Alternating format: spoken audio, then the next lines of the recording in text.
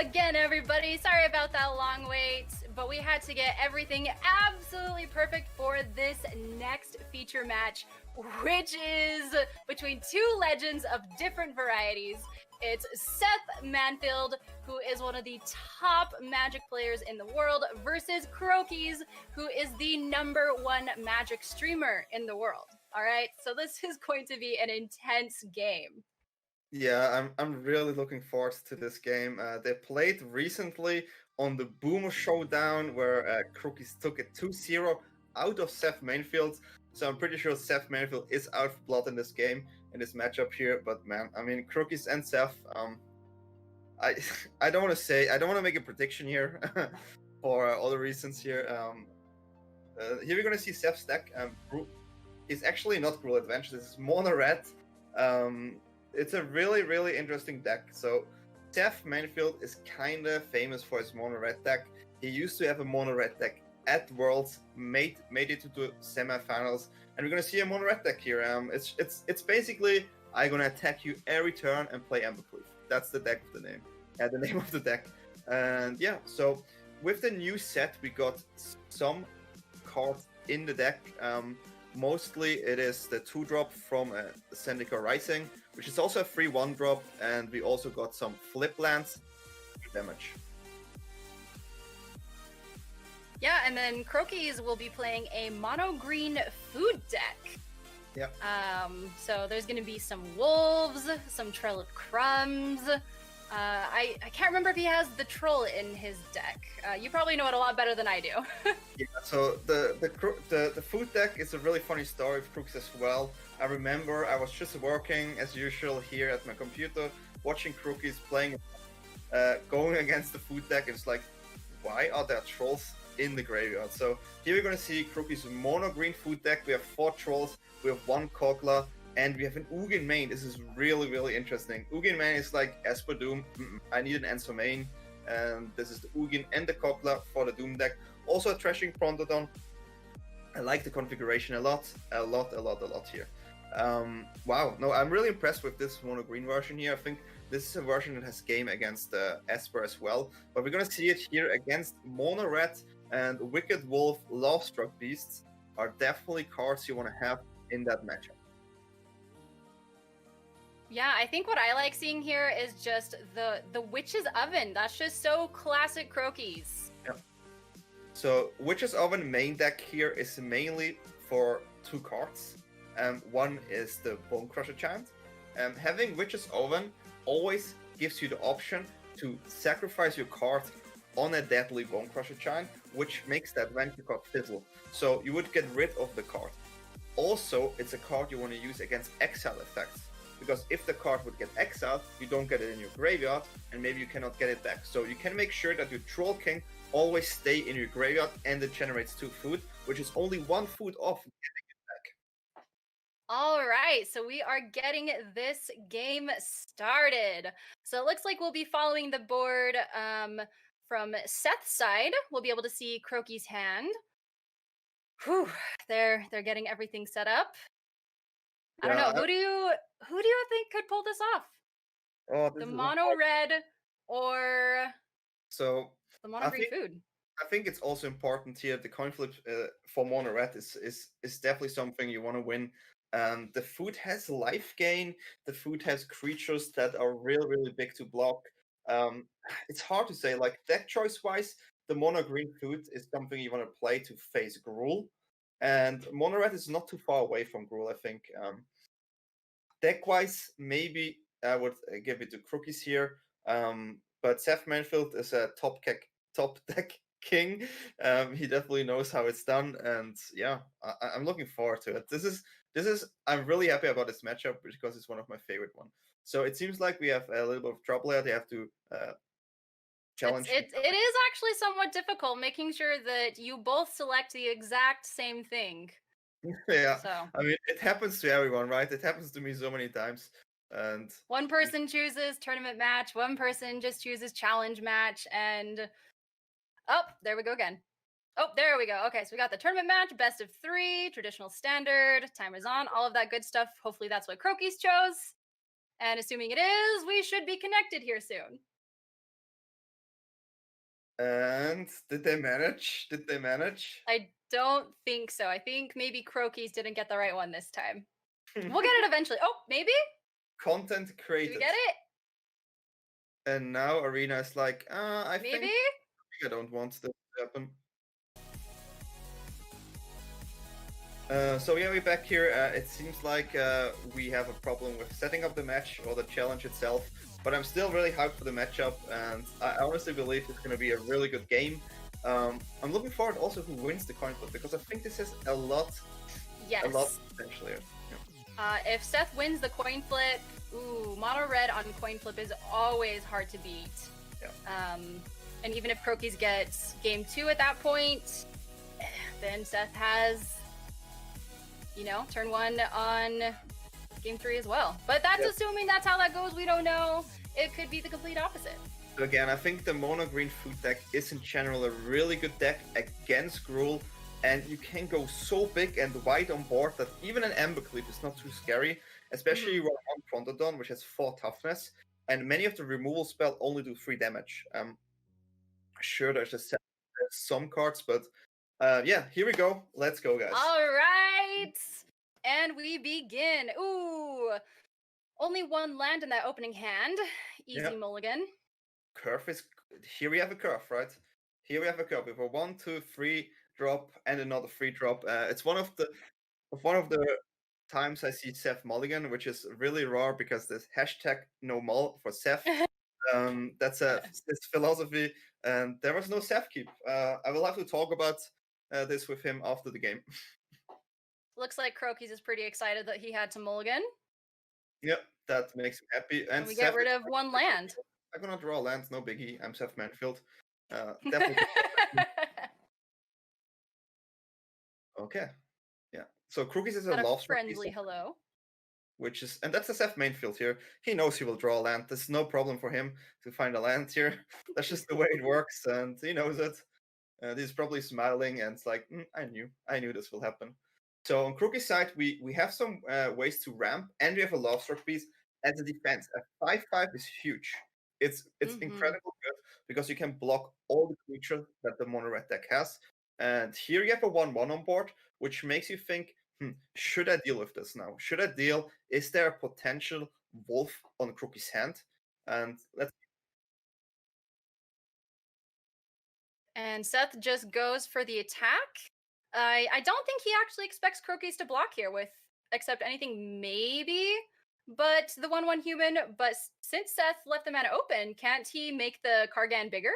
Exactly, yeah. So Seth attacks here because he doesn't think there will be a double block. And if there's a double block, you still have the Bone Crusher Giant plus the pump, which is really, really good, right?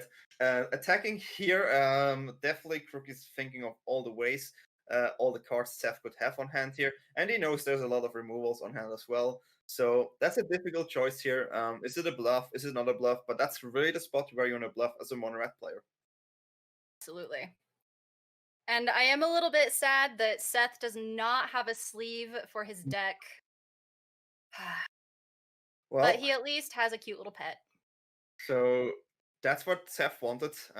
Now we're going to see a Bone Crusher and a potential pump to have a better advantage. Or just drop an NX, but I still think he will probably go for the pump. But also, if you do that, you lose some tempo, you lose the potential to drop an NX here, which is also something you have to think about. All right, so he's going in with that stomp, killing the Florahedron. Yep. And then we see the pump.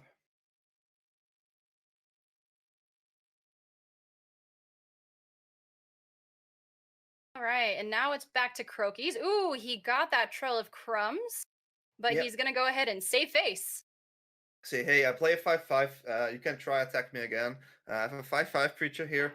If you want to attack, you have to spend some mana here with the Intimidate. As we can see, you can make opponent's card a coward, and then you can just go through the coward, which makes this 5/5 basically a non-blocker for the.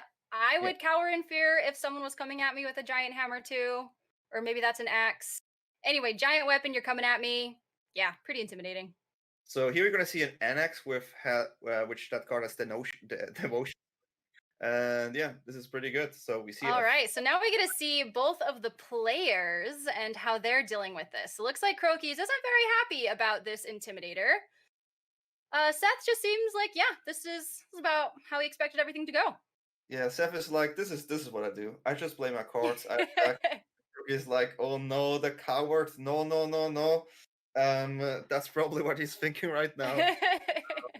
Tried the best Crokeyz impression I have there.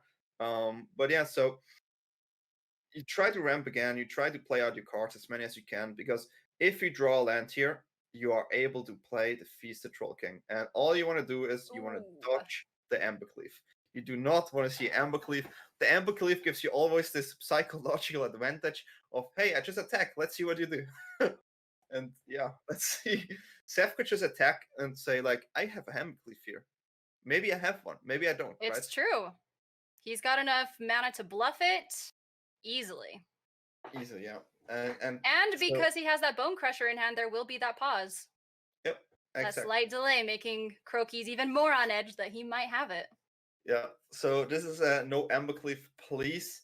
But Seth can always think believe in the cleave, and that's like something that always works. So Seth goes with a creature first to pump the NX on 5.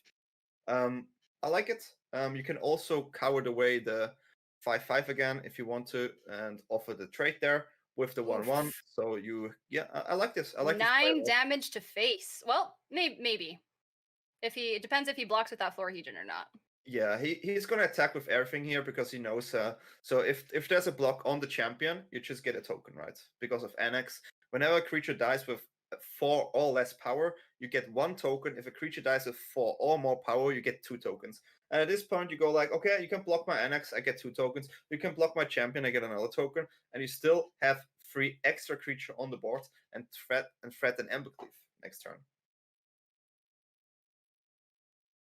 So he's going ahead and trading that Lovestruck Beast with the Anax. Yep. So there will be a couple handy dandy tokens on the board. Yeah, this is a really interesting decision here. You have a 5/5, you want to block, but it feels so bad to block those cards because you block them, and then they still just have another token, right? It doesn't feel correct, but and he needs that Florhegion on the board so that he can maintain that extra mana to try to get the Feasting Troll King out sooner. Yeah, so this is the play I think makes the most sense. Play the troll, get a lot of food. The game's definitely not open, and this is interesting. He just got the wolf. That was a very good top deck for Crokeyz. Yes, the problem with the wolf here is if you destroy 3/1 or 4/3 creature, and you're gonna use the food to make the wolf indestructible, you get another tapped creature. So the wolf will be tapped if you do that, and you open to many attacks here. So I think it is the troll here.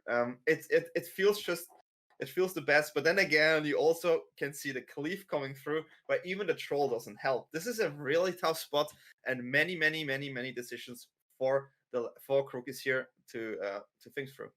At this point, though, like, can he really even play around the cleave, or can he just kind of focus on the current board state?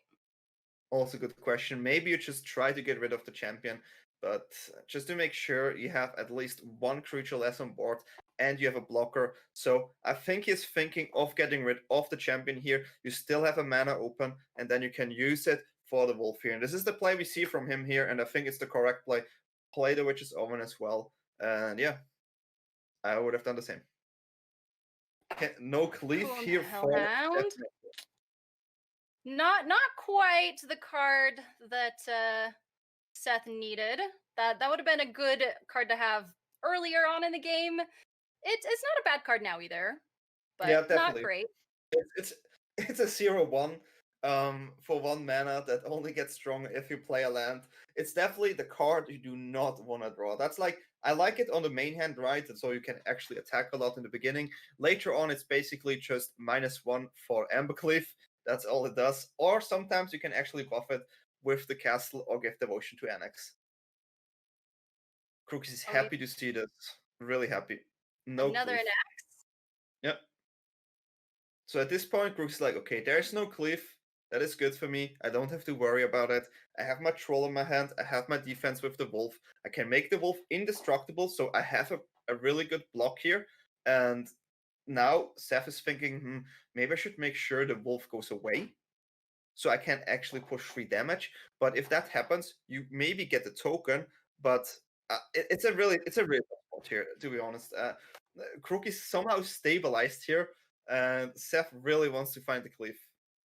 If Crokeyz decides to use, which I'm sure he will, use that food token with the wolf, he still has that Florahedron's mana that he can go ahead and draw a card with because of Trail of Crumbs, right? So this attack was actually really smart. So if you decide to block the 3/1 with the wolf, you can actually pump the 3/1, and then Crokeyz is always forced to use the food, but you get 2 tokens, right? Because then suddenly it's a 4/1 creature where you get the 2 tokens. If you block the Bone Crusher, you get 2 tokens.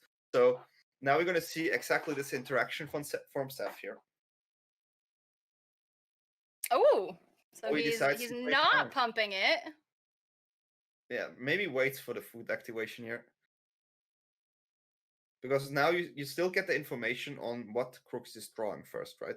Because he knew he will activate the food here. Oh. All right. Interesting. The problem is you really want to find a land, right? So we saw Kokla there. And Crokeyz is like, I'm gonna draw a land here, and then I'm gonna play Kokla, and I'm gonna fight it. That is my plan here. Crokeyz believing in that top deck luck. Exactly. And then it looks like Seth is still debating whether or not to actually pump that Kargan here. Exactly, yeah. So this is the spot. Do I play the Hound? If I find Embercleave, it's gonna be cheaper. So the thing is, Seth always knows what to do. I think I would get the extra 2 tokens here, in my opinion. But I mean, playing the Hound gives you a potential 2/3 attacker next turn. You know there's a Kokla on the field, though. The main problem is if you pump, your devotion of NX goes below 4, so NX itself doesn't give you 2 token anymore. If you just trade like this, you get 1 token, you play the Hound, and NX stays on 4. So you have a block that gives you 2 tokens. There's so many small decisions in this.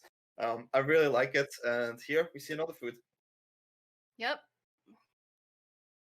All right, so it looks like he's deciding that he probably wants to play that Hellhound instead. Yeah, and here we see NX going back to 4 attack to make sure if you have to block, you get 2 tokens, and then you have many creatures on the field. So you would get 5/1/1 tokens next turn if you decide to block here. Would be the perfect time for Seth to top deck that Embercleave. Crokeyz found an untapped land in mana. That's a really interesting moment. So in this spot, you still have food. You still could find a card. You still get life from the food as well. But will you play the Mammoth here, or use it as a land for next turn to secure the other cards in your hand?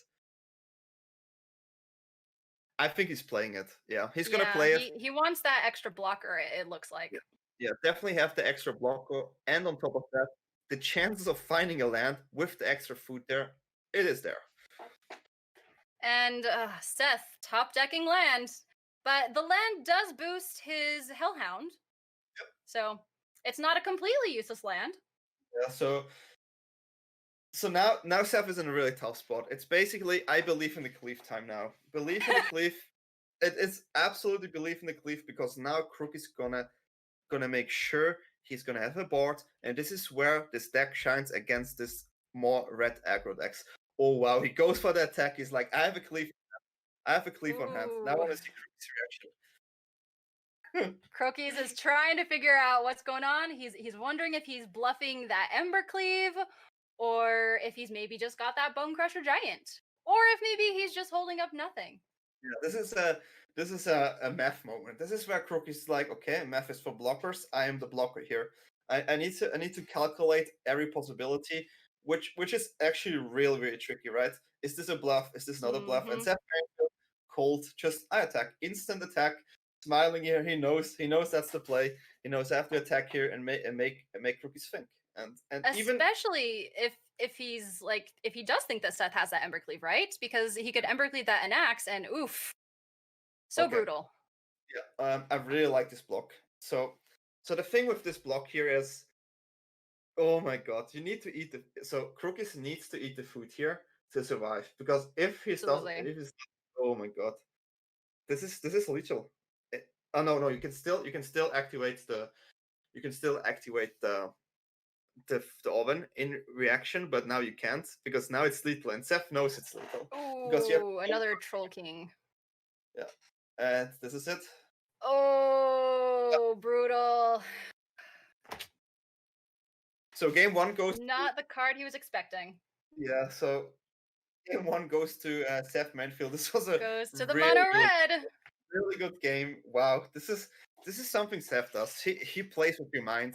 Whenever I practice with Seth, it's just crazy. So I played so many games with Seth. Obviously, we have the same podcast together. We in a testing team. It always feels like he knows what I have, but I never know what he has. This is literally how it feels to play against Minfield. It's always this feeling of like, he knows, right? But what has he? So this is That's how I feel. definitely the look that Crokeyz had on his face when he was debating what to do, how to block, and all of that. Yeah. And it looks like, ooh, we get to see maybe some of those Crowan Wars. Ooh, there are some big, nasty creatures that Seth could steal of Crokeyz. Yeah, so Crokeyz is like, okay, there has to be a Crowan Wars. He sees Seth list, right? So he's thinking of, okay, I need more enchantment removal here. I'm going with the Trashing Prontodon, which is a 3/4 blocker, which is already really good, right? And on top of that, you can get rid of Annex, Ambercleave, and the Crowan War at the same time. So you want to make sure you have all your removal spells, all the cards that deal with enchantment, just to make sure to have some shot at this game. So I still think overall the mono green deck has maybe a slight edge, but then again, mono red on the play is completely different. It's true. It's true. What I do find interesting is that a lot of these decks that utilize red, a lot of them stopped using Scorching Dragonfire quite as much and are using Fire Prophecy instead now.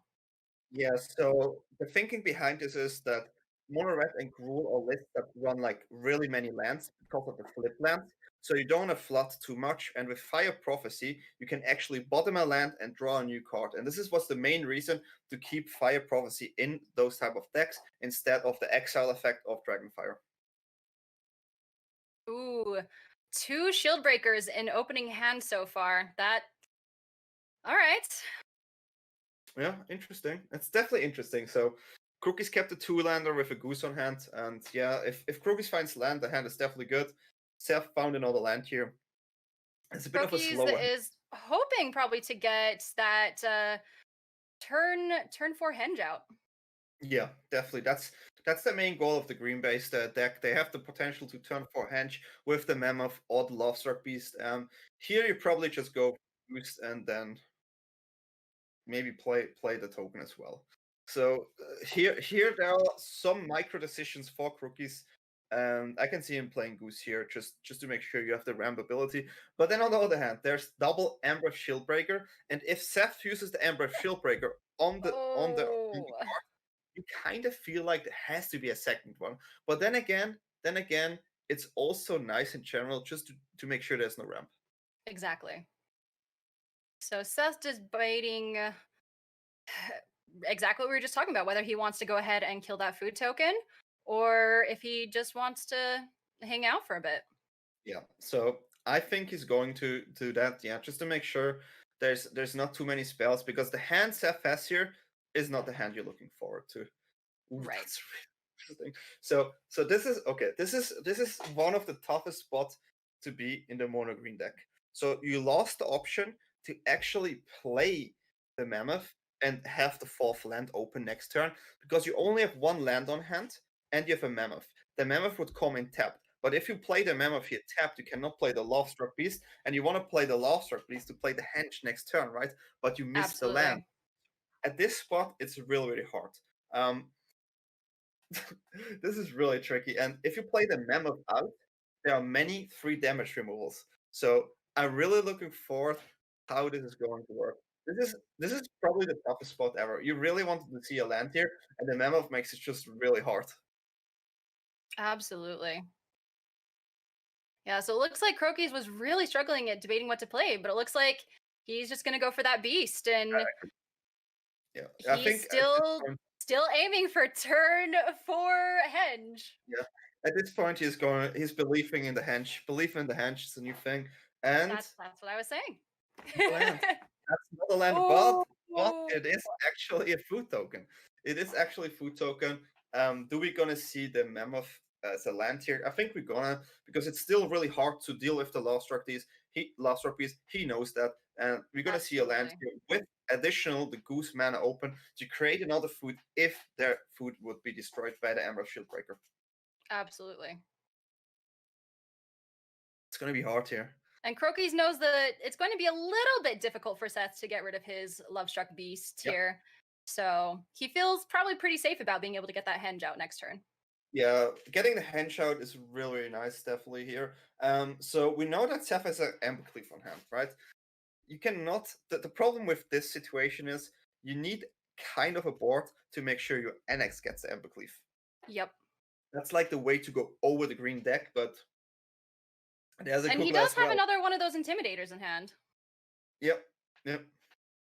So it looks like maybe he's going to go Shieldbreaker and maybe Intimidator here as well. Yeah, I think he wants to play as many creatures to have a good Embercleave turn next turn, and this makes totally sense.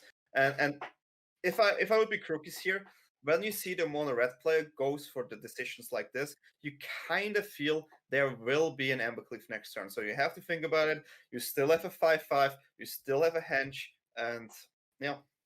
He also could go for a totally different round with the wolf here. I mean, he has the Kogla in hand. He could just take out the NX. Yeah, you could do that, but let's see. Yeah, that's really smart. That's real, very smart. Exactly. And it looks like that's exactly what he's going to do. Yep. That's definitely He the does best play not here. want to deal with a cleaved NX to the Yeah. face. No, you do not want to see that. And the best part about Kogla is, if Kogla does damage, you also get rid of an artifact or an enchantment.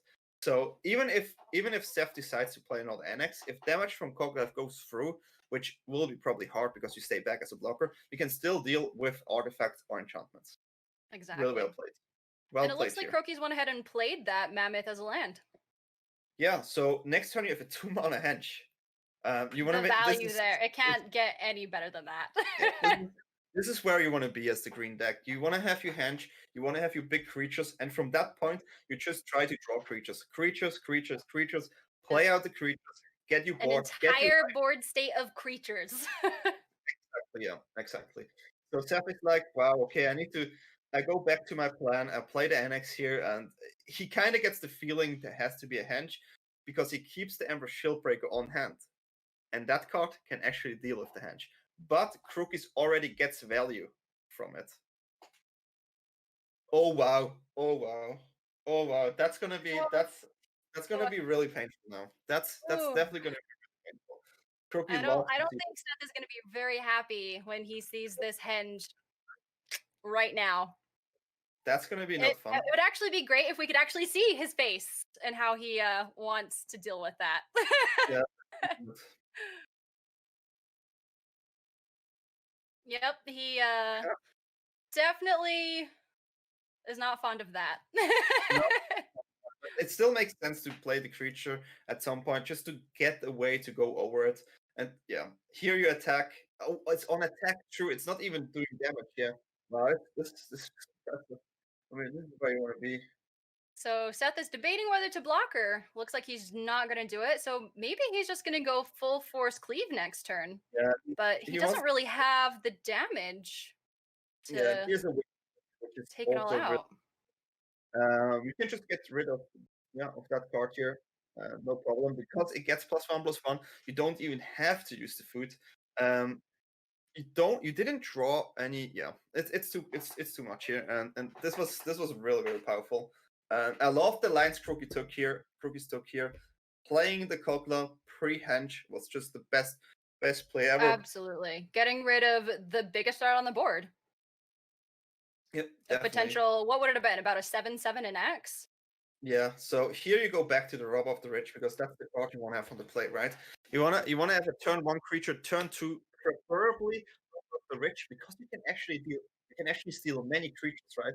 That's a way where you steal a Lost piece, like a bone, pressure from the button, many cards to steal that you actually also like in your deck against opponents. So Rob of the Rich definitely comes back into deck here to make sure to steal all the cards. Absolutely. Crokey seems pretty excited about that last win. Feels pretty confident. Or So it now looks we like know he feels pretty confident going into the next round anyway. there's the moment where you know mono red on the play, you can never write it off. Because it No. happens here, right? Everyone had that feeling, oh no, mono red on the play, game 3. Let's just see a mulligan. That's what I always think. All right. Let's see. That's actually a really decent hand for Seth, I would think. Yeah, so here Seth here because he was like, okay, I don't have a 1-drop, I have the Robo though. Robo is really nice. If Crokeyz has a Goose though, the Robo is hard to activate, right? Because you don't have the 1-drop. This is something you have to think about here. But I would keep this hand for sure. You have your attackers, you have a removal spell, and you have the signature card, the Ambercleave in the mono red deck. Absolutely. And here All we right, see so the Goose. turn 1 Goose.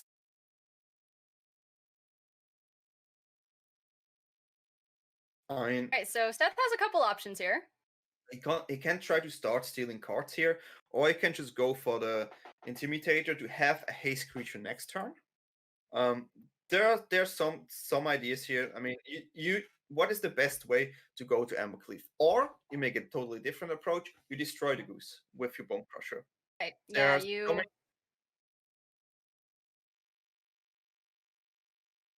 Yeah, Let's see, it's totally possible that you could just, remove his option to wrap entirely, but since he's on the play, I would think that you'd probably want to go more aggro versus more defensive here. Yeah, I kind of I kind of feel like you wanna go Robber here or Intimidator, like just to have a creature on board and to max out the best Ambercleave turn possible. Because here it's not thinking about this turn, it's thinking about the next 2 turns. The Primal Might is huge. Oh, I Just love it. the friendly trash banter going back and forth with the emotes. Yeah, definitely. All right, so Crokeyz, he's got a couple options. Yep. So, I mean, you could actually go. No, you cannot do the Primal Might here. I mean, at this point, you can think, should I play the Trashing Prontodon? And to be honest, I like the play. I like to play Trashing It Prontodon. sets up for a failed Embercleave, basically. Yeah, exactly. If you have Trashing Prontodon on the battlefield, it feels really nice because you have a blocker.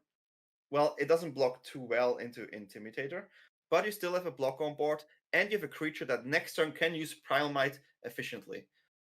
But it looks like he might be going with Primal Might now. Also a play you can definitely do.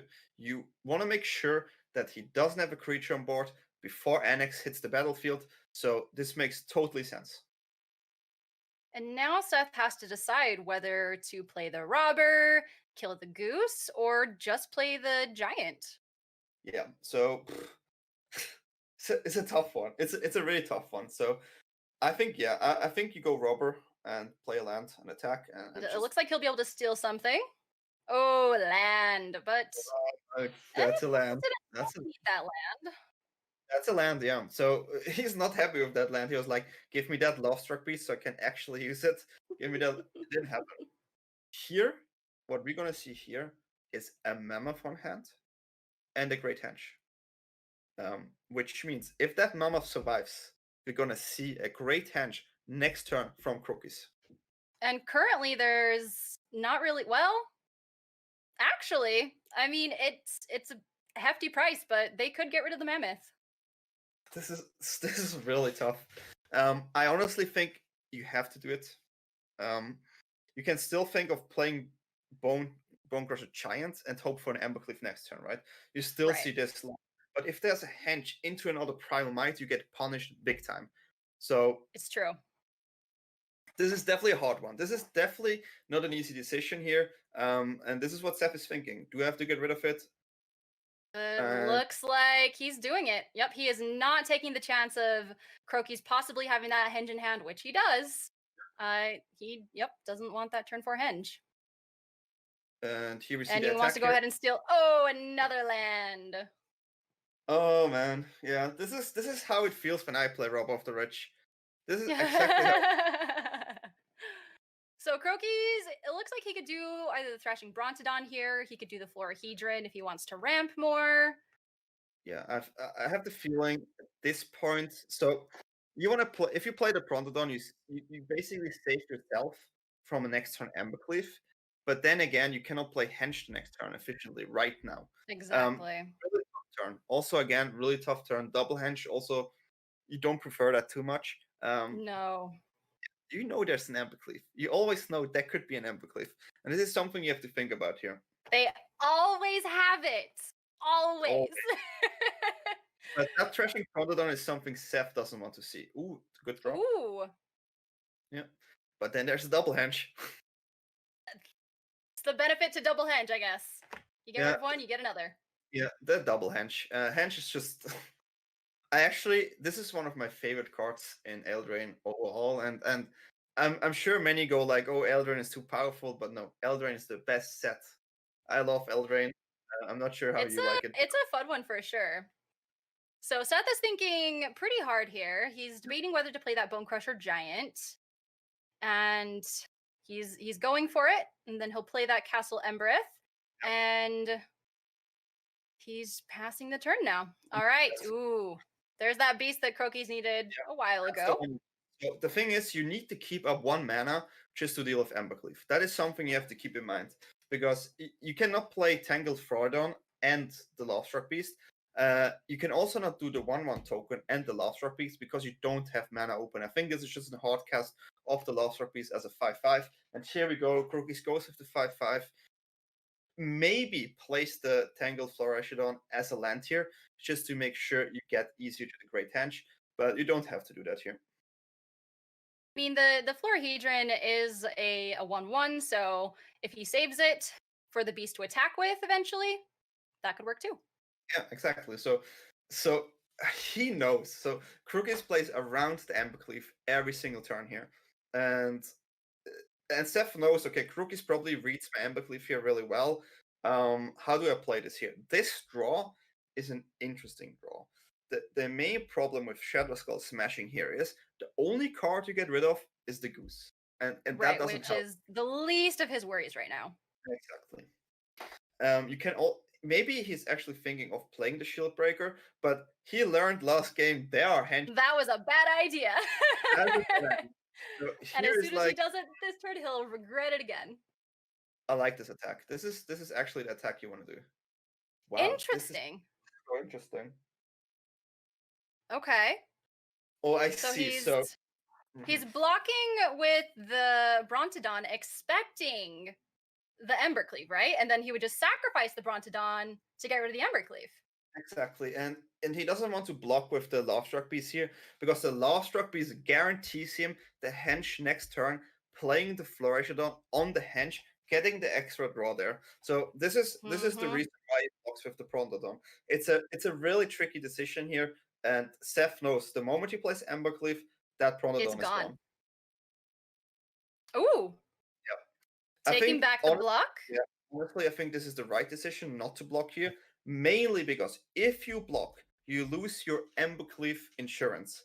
Your Embercleave insurance is gone. But you can Embercleave insurance, I like that.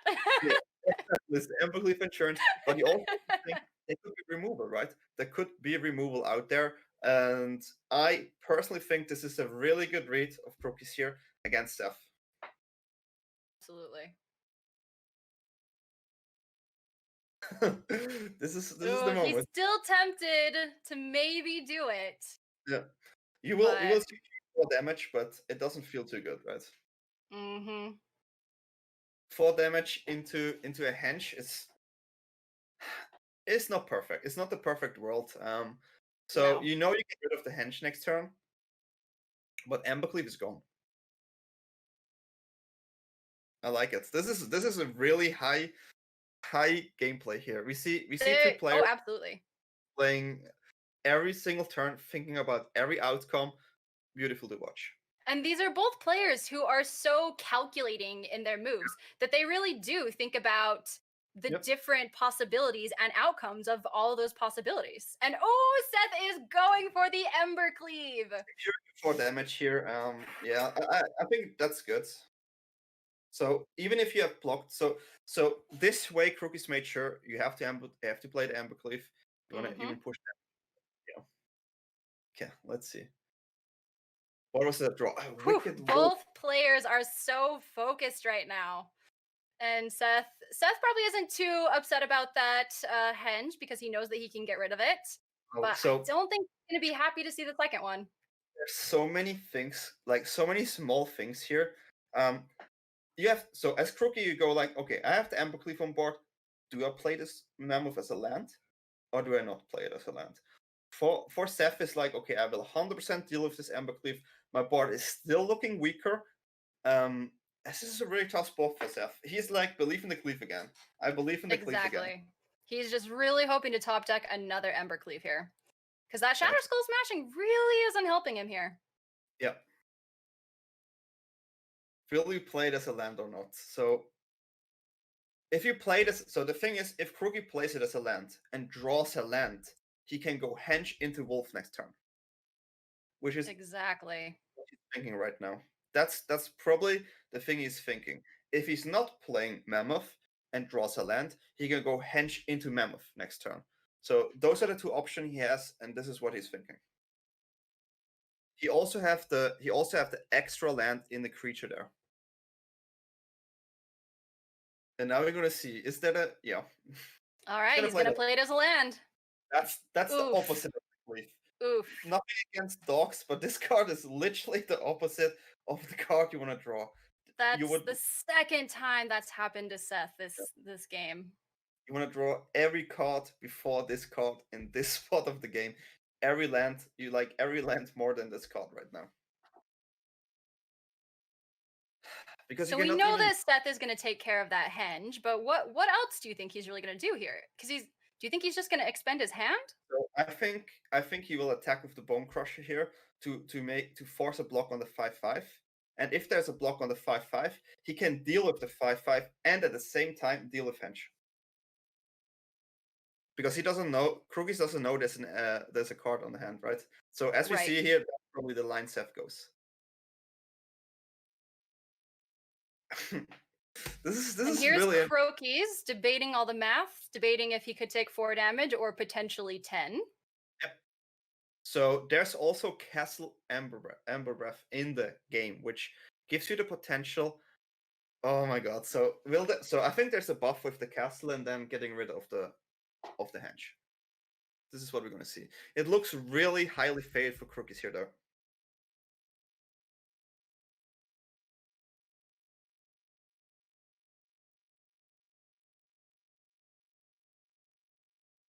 It's just so intense. Like, what exactly are they gonna do? You're like probably even more nervous than the players. Like, it's such a good game. I'm really I'm so invested in this game right now. I could see the land buff here, right? So we go for the land buff, getting rid of that one and getting rid of the. And now henge is gone. Yeah, but you have the wolf on hand. You just get rid of the last creature on the battlefield, which must feel really good. And there's another land. Exactly. So he can play the Bonder's Enclave, and he can easily get rid of that robber and make a food token. So this is actually interesting. Do you play henge here and get a food, or do you play wolf and get rid of robber? Those are the 2 options. It's a really expensive henge. It is an expensive henge, but it guarantees you a henge. But the thing is, you also want to get value off the henge, right? You can always play Wicked Wolf and get food to make sure that the Wicked Wolf survives. So looks like he's going to go ahead and make that food token first, then play the wolf and get rid of the robber. So this way, you still have your wolf on board with protection. And I think that was the right choice. Also, interesting to note, the land Crokeyz is playing gives you an extra draw if you have a creature with 4 power or more on the field. There is not one on the field yet, but you can actually buff your Wicked Wolf by sacrificing a food to get the draw from the land. And Seth drawing another useless card, more or less. You do not like to see them. I mean, no, you want those in your opening hands. You don't want those late game. the belief in the cleave was not strong enough today for Seth. What do we see? No. Wow, yeah, I mean, this is like, you can Ooh, believe in Crokeyz the trying cleave. another Brontodon. I believe in the Brontoton. This is, I believe in the henge. yeah, here we Oh go. yeah, Seth worried seeing that Oh, second God. henge and then another Brontodon, basically eliminating the option of another Embercleave. Yeah, this is looking really hard for Seth here as well. And there's the cleave. There's a Oh cleave. no. Look at Seth's face, he's smiling. He's like, Oh. okay, I found the cleave. And the problem is, the food can do mana for Thrashing Prontodon. You wanted to find that cleave maybe one turn earlier to push in some damage.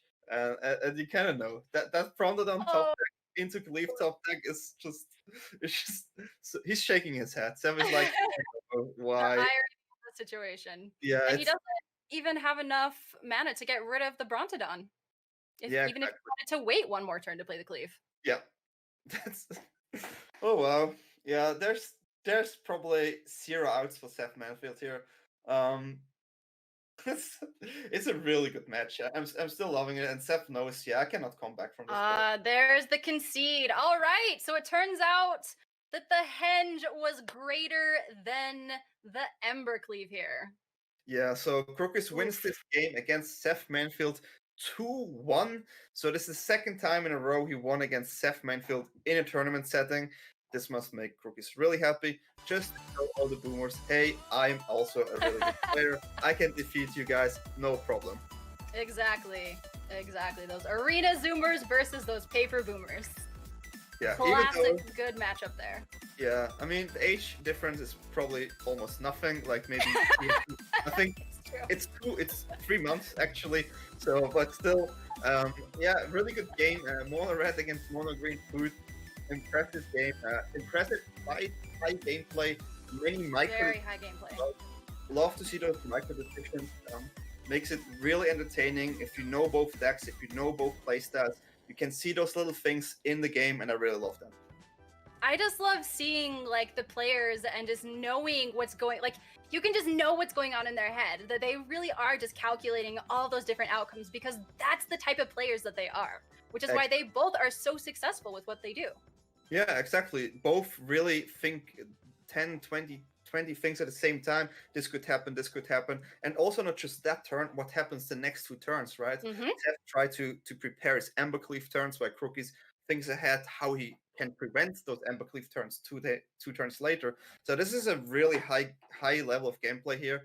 And this was an amazing game. That was an amazing match. The only mono red deck in the tournament played by SethManfield, who managed to go to the quarterfinals in Worlds with this deck. Whew. Interesting. Yeah. Interesting. Yeah, that's how I feel. I was like sitting here completely invested in this deck, not just because 2 friends are playing it. It's just like, it was so good. I really love this game. A 2-1, not a clear winner, but he managed to get it. Sideboard, Crokeyz sideboard definitely looked really nice against SethManfield's deck. The Thrashing Prontodon, a 3 mana, 3/4, just amazing. With the ability to always get rid of the Embercleave, it's just amazing.